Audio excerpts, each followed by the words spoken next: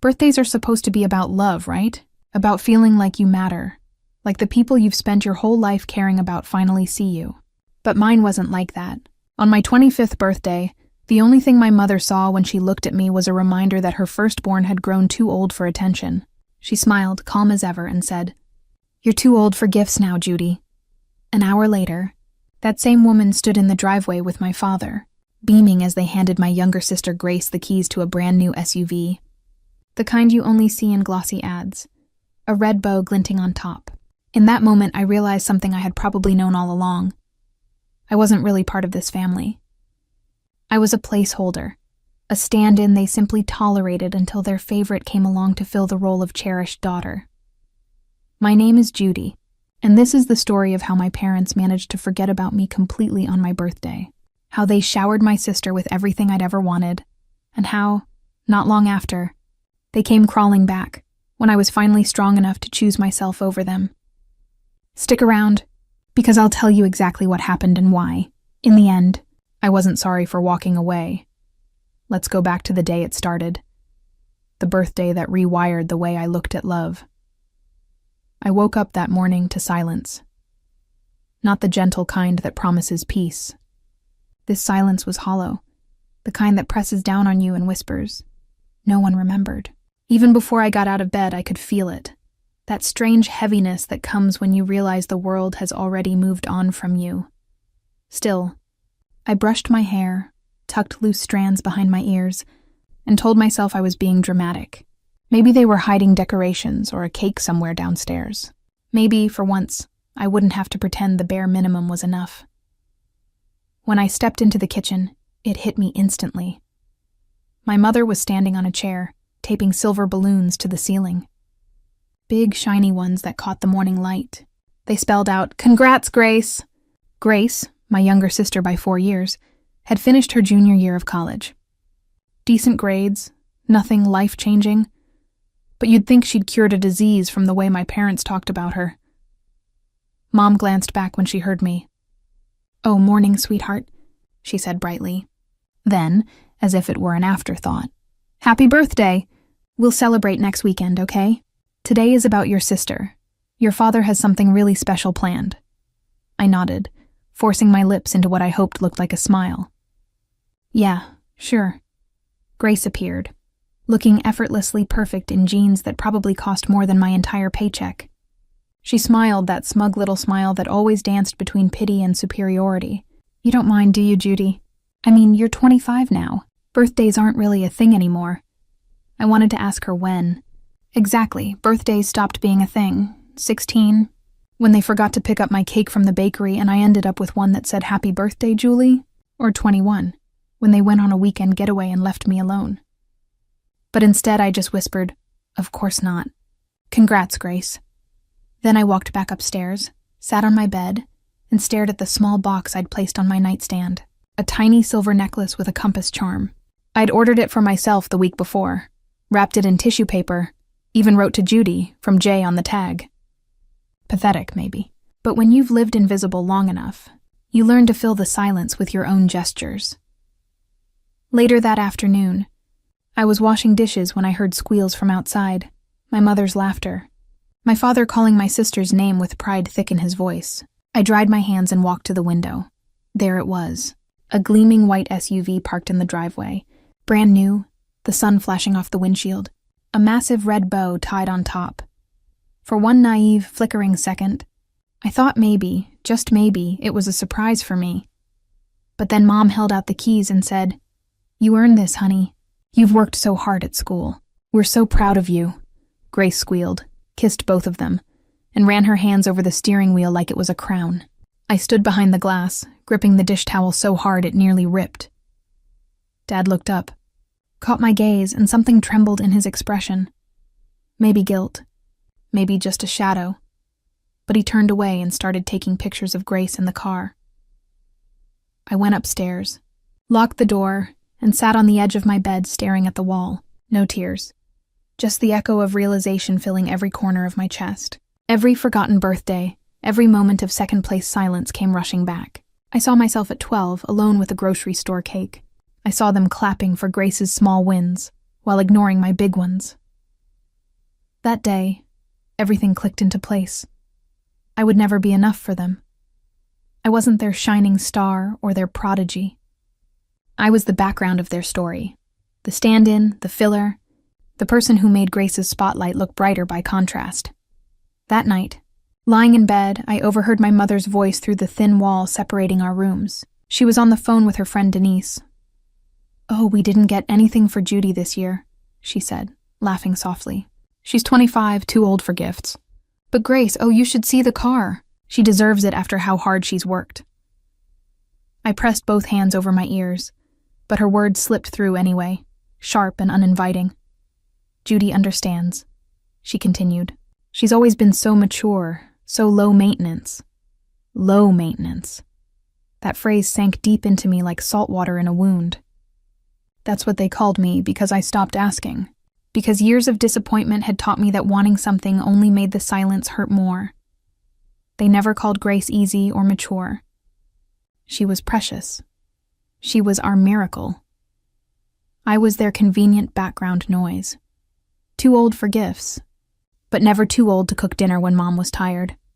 Too old for gifts, but never too old to babysit Grace when they wanted date nights. Too old for gifts, but never too old to lend Dad money when his latest business idea collapsed. That sentence, "too old for gifts," broke something inside me. Quietly. Not like a scream, more like a crack in glass from pressure that's been building for years. I think a small part of me died the moment I realized I could vanish entirely, and life in that house would keep going exactly the same. I didn't lash out. I didn't cry. But that silence changed shape. It wasn't hollow anymore. It was a blueprint. The next morning, I got up early, put on my work clothes, and went to my job as an administrative assistant. Every paycheck that came after that went into a new bank account, at a bank they didn't know existed. I opened it in my own name only. I told my coworkers that I was saving for something nice for myself, maybe a trip, maybe just a dream. The truth was simpler and sharper. I was saving for freedom. The day before, I'd wished someone would remember me. By the next morning, I realized I didn't need them to, and that's how it started. The quiet rebellion I didn't announce to anyone. I stopped waiting for love wrapped in fancy paper or a bow tied on someone else's car. I stopped measuring my worth by the lengths they never went for me. Because sometimes the first step to being seen is walking away from the people who refuse to look. I opened that secret account the very next day, depositing the first small amount from my paycheck. Every penny that followed brought me 1 inch closer to a life that was finally, truly mine. I opened at a different bank, one my parents didn't know about. I stopped buying coffee, stopped going out with friends, stopped doing anything that wasn't absolutely necessary. I have a goal now, and that goal was freedom. Meanwhile, Grace drove her shiny new car to college every day, posting Instagram photos with captions like, "Blessed and hard work pays off." Hard work. She'd never worked a day in her life, but I didn't comment, didn't engage. I just kept my head down and saved. When I mentioned to my parents one evening that I was thinking of moving out, my mother actually laughed. "Don't be dramatic. Judy," she said, not even looking up from her phone, "you'd never make it on your own. Rent is expensive. You'd come crawling back in a month." My father nodded, chewing his food. "Your mother's right. You're better off staying here, helping out, being part of the family. Part of the family." As long as part of the family meant being invisible, I just smiled. We'll see. 3 months later, I signed the lease on a small 1-bedroom apartment across town. It wasn't fancy. The carpet was worn, the kitchen was tiny, and the bathroom tiles were cracked. But it was mine. Paid for with my own money, my own name on the lease. I'd also saved enough to buy a used car, a reliable little sedan with 80,000 dollars on it. Not flashy, not new, but it ran, and I'd paid for every penny of it myself. The day I moved out, I didn't make a big announcement. I just packed my things while my parents were out, loaded everything into my car, and left a note on the kitchen counter. It said, "Thanks for teaching me what not to expect from people who call themselves family. Don't worry about me. I'm too old for help, remember?" I drove away without looking back. For the first few weeks, my phone stayed silent. No calls, no texts, not even "Are you okay?" And honestly, It felt like freedom. But then, exactly 5 weeks after I moved out, my phone rang. It was my mother. Judy, her voice was shaky, crying. "Oh, thank God you answered." I didn't say anything. "Just wait. It's Grace," she said, sniffling. "She was in an accident. She's okay.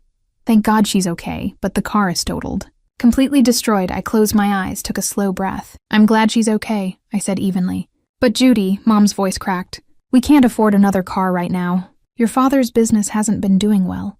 And with Grace's tuition coming up, we were hoping you could help just a loan, just for a few months until we get back on our feet." The audacity was almost impressive.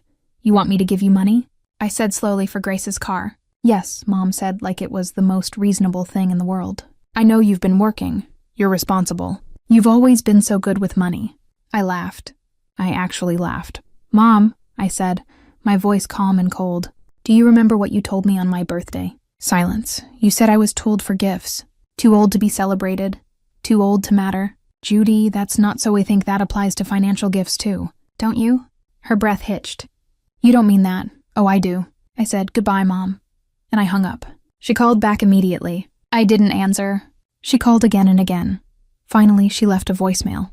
"Judy, please. We're your family. You can't just abandon us. This isn't who you are," but she was wrong. This was exactly who I was. Someone who finally learned that self-respect wasn't selfish. A year later, I was driving my car, the own I earned, to my new job as a project coordinator. I'd been promoted twice in 8 months.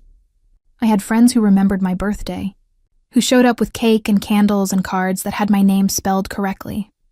I had a small found family, co-workers who became close friends, neighbors who checked in on me, people who saw me, really saw me. My mother reached out again around the holidays. Her tone was softer this time. She said Grace felt terrible, that they all missed me. Maybe we could start over, but forgiveness doesn't always mean returning to the same table. I forgave them for me, not for them. I forgave them so I could stop carrying the weight of their rejection.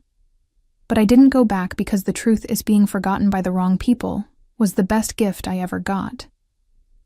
People say revenge is loud, that it's about destruction and public humiliation and making people pay, but sometimes revenge is quiet. Sometimes it's the sound of an engine you bought yourself. Sometimes it's the silence after you stop answering calls from people who never valued you. Sometimes it's realizing that the love you gave freely to others, you finally learned to give to yourself. Because boundaries aren't cruel, they're self-respect. And the day you stop chasing the people who ignore you, that's the day you finally start celebrating yourself. I'm 26 now, and for the first time in my life, I'm not too old for anything. Not too old for dreams, not too old for joy, not too old to be loved. I'm just old enough to know better. And that makes all the difference. Now here's my honest take. Judy did the right thing. Her parents didn't just forget her birthday. They systematically erased her while pouring everything into Grace. And when they finally needed her, they expected her to show up like nothing had happened. That's not family. That's exploitation. Setting boundaries and walking away wasn't revenge. It was survival. What do you think? Should she have helped them anyway because they're family? Or did they get exactly what they deserved? Drop your honest opinion in the comments below. And if this story hits home for you, smash that like button and subscribe for more stories about people who chose themselves when no one else would. Remember, you're never too old to matter. Thanks for watching. I'll see you in the next